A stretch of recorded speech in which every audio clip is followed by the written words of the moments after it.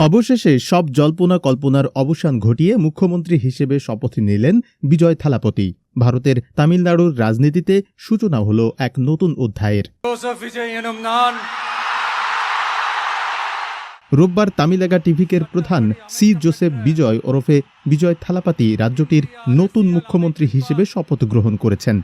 চেন্নাইয়ের জওহরলাল নেহেরু ইনডোর স্টেডিয়ামে আয়োজিত জাঁকজমকপূর্ণ অনুষ্ঠানে তিনি দায়িত্ব ও গোপনীয়তার শপথ নেন। অনুষ্ঠানে উপস্থিত ছিলেন বিভিন্ন রাজনৈতিক দলের শীর্ষ নেতা, চলচ্চিত্র অঙ্গনের তারকা এবং হাজারো সমর্থক। স্টেডিয়াম জুড়ে ছিল উৎসবমুখর পরিবেশ। শপথ নেওয়ার মুহূর্তে সমর্থকদের করতালি ও স্লোগানে মুখর হয়ে ওঠে পুরো ভেন্যু।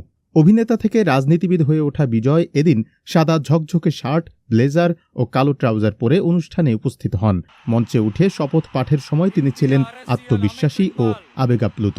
দীর্ঘদিনের জনপ্রিয় অভিনেতা বিজয় সম্প্রতি সক্রিয়ভাবে রাজনীতিতে নাম লেখান এবং তার দল টিভিকের নেতৃত্বে নির্বাচনে বড় সাফল্য অর্জন করেন। রাজনৈতিক বিশ্লেষকদের মতে তার এই উত্থান তামিলনাড়ুর রাজনীতিতে নতুন শক্তির আবির্ভাব ঘটিয়েছে। শপথ অনুষ্ঠানে কংগ্রেস নেতা রাহুল গান্ধী সহ বিভিন্ন জাতীয় ও আঞ্চলিক দলের নেতারাও উপস্থিত ছিলেন। তাদের উপস্থিতি নতুন রাজনীতির সমীকরণেরও ইঙ্গিত দিচ্ছে বলে মনে করছেন পর্যবেক্ষকরা। বিজয়ের সমর্থকদের ভাষ্য, এটি শুধু সরকার পরিবর্তন নয়, বরং তামিলনাড়ুর রাজনীতিতে থালাপতি যুগের সূচনা।